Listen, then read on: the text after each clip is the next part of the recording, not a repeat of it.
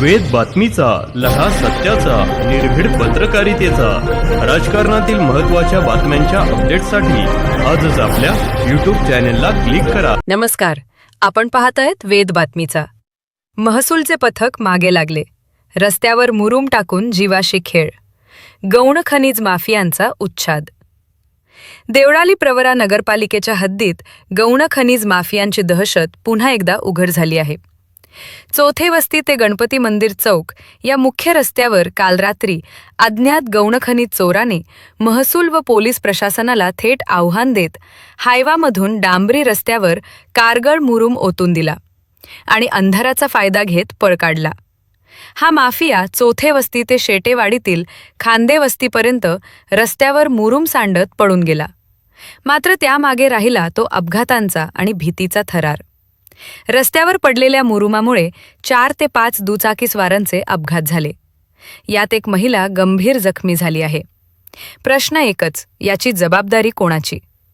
रात्रीच्या अंधारात माफिया बेधडक फिरतो, रस्त्यावर मृत्यूचे सापळे उभे करतो, आणि प्रशासन कुठे आहे? हा थरार सुरू असताना एकही पोलीस गाडी, महसूल पथक किंवा खनिज विभागाचा अधिकारी घटनास्थळी दिसला नाही.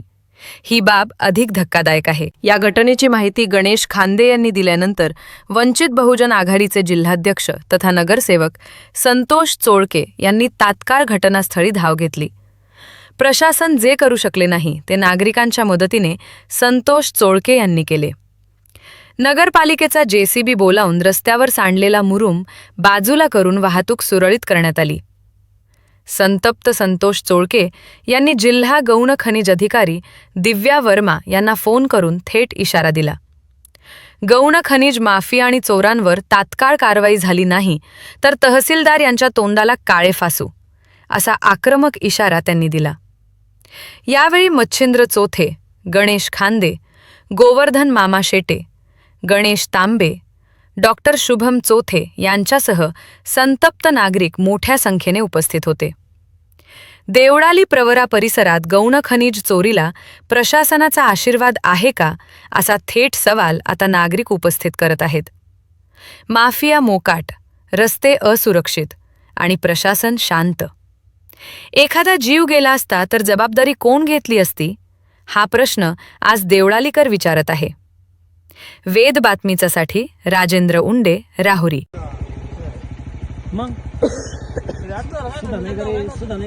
हॅलो मॅडम, जिल्हाध्यक्ष बोलतोय वंचित बहुजन आघाडीचा संतोष चोळके. आता राहुरी तालुक्यामधून बोलतोय मी. राहुरी तालुक्यामध्ये या गौण खनिजवाल्यांनी ना उत्मात केलेलं आहे. ते चोर आहेत ना, आता सध्या 6च्या नंतर रात्री 9 पर्यंत खूप हे कारगळ मुरूम हे सगळं वाहतात. आता एक घटना घडली. आता या ठिकाणी राहुरी फॅक्टरीच्या कॅनलपाशी चौथे वस्ती शेजारी एक डंपर होता, हायवा. त्या हायवावाल्याने काय केलं, त्याच्या मागे कोणतरी लागलं वाटतं. तर त्यांना ते डायरेक्ट रस्त्यामध्ये, ऐका ना, त्यांना रस्त्यामध्ये तो वर करून दिला. तर ते इथं 1-2 अपघात झाले. तर मी स्वतः आलो होतो इथं. आता नगरपालिकेचा JCB वगैरे बोलावलाय. परंतु तुम्ही उद्याच्याला आहे ना इथं राहुरी तालुक्याला भेट देऊन हे जो मुरूम माफी आहे यांच्यावर कारवाई केली पाहिजे. मी एकदा तुम्हाला भेटलो होतो तर तुम्ही म्हटलं होतं मी कारवाई करते. ते तहसीलदारही बदलून गेले, आता नवीन तहसीलदार आलेले आहेत. तर तेवढं तुम्ही कारवाई करताल अशी अपेक्षा व्यक्त करतो. कारण आहे ना इथं खूप राहुरी फॅक्टरी, कनगर, हो राहुरी कनगर आणि राहुरी फॅक्टरी या परिसरात आहे ना खूप चोरी होती. आणि हे शेटेवाडीला झाली घटना. तहसीलदारांना माहिती द्यायची. चालते मित्र हो, आज या प्रभाग क्रमांक 5 मध्ये चौथे वस्ती ते गणेश मंदिर हा कॅनलच्या कडाला जो रस्ता आहे, हा या रस्त्यावर या तालुक्यामध्ये मुरूम माफिया, वाळू माफिया यांनी घातलेलं आयदोसाचं हे एक उदाहरण आहे जिवंत. आता हे बघा, त्याच्या मागं तहसीलदार किंवा तलाठी कोणतरी पाठीमागं लागलं. त्यांना ह्या रस्त्यातच मुरूम हा वरती करून दिलेला आहे. कारगळ 3 लोक पडले, कारगळ. त्याच्यामध्ये आता मोटरसायकलीवर इथं सप्त्याचा कार्यक्रम चालू आहे. या रस्त्यावर टू व्हीलरवाल्यांची गर्दी आहे. तर याच्यामध्ये 2 ते 3 मोटरसायकलवाले पडून जखमी झालेले. एका महिलेचा हात मोडलेला आहे याच्यामध्ये. तर ह्या व्हिडिओच्या माध्यमातून मी तहसीलदारांना सांगतो का त्यांनी वेळीच ह्या माजुऱ्या मुरुम माफिया हे तस्करी करणारे यांच्यावर कारवाई करावी. हे तस्करी कधी करतात? 6 ते रात्री 9 पर्यंत. कारण ह्या पिरियडमध्ये कोणताही अधिकारी नसतो.